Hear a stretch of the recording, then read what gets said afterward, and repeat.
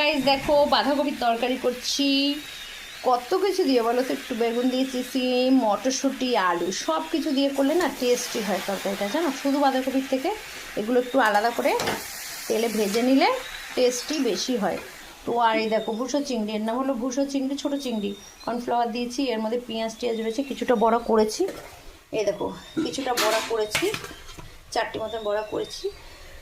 আর এই বড়া করছি, আর বাঁধাকপির তরকারি হবে। আর ডাল করব, কিন্তু সেদ্ধ ডাল করব। পেঁয়াজের সম্বার দিয়ে সেদ্ধ ডাল করব না পেঁয়াজের সম্বার দেবো ভেবে পাচ্ছি না। তো সম্বার আমি সেদ্ধ ডালটা একটু বেশি ভালো খাই, দেখি পেঁয়াজের সম্বারও দিতে পারি, নাহলে ডাল সেদ্ধ ডালও করতে পারি। প্রেশারে পরে বসিয়ে দেবো ডালটা। বাঁধাকপিটা নামাচ্ছে এখন।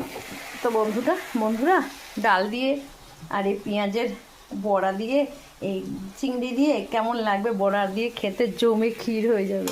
তার সাথে আছে বাঁধাকপির তরকারি। কে কে ভালো খাও গো বাঁধাকপির তরকারি? বাঁধাকপির তরকারিটা করলে আমাদের একটা সুবিধা হয়, কী বলো তো বন্ধুরা, রাত্রিরে আমরা রুটি খাই, তো আমাদের সুবিধা হয়। তো বাঁধাকপির তরকারি রুটি তো ভালোই লাগে। তো তরকারি কালারটা কেমন হয়েছে বলো বন্ধুরা? মটরশুঁটি দিয়েছি, একটু বেশি করে দিয়েছি। তো আজকে দুপুরের এই মেনু।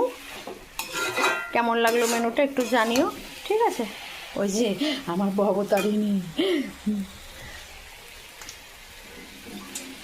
সময় লাগে গো এত গুছিয়ে গাছিয়ে। তা আমাদের ভাত বসায়নি এখনো, ভাত বসাতে দেরি আছে। ভাত বসাবো পরে, লাস্ট একদম আগুন ভাত নামাবো, ফ্যান ঝরাবো আর খেতে বসে যাব। এরকম ভাত খাই। তো ভিডিওটা ভালো লাগলে লাইক কমেন্ট দিয়ে পাশে থাকো, ঠিক আছে?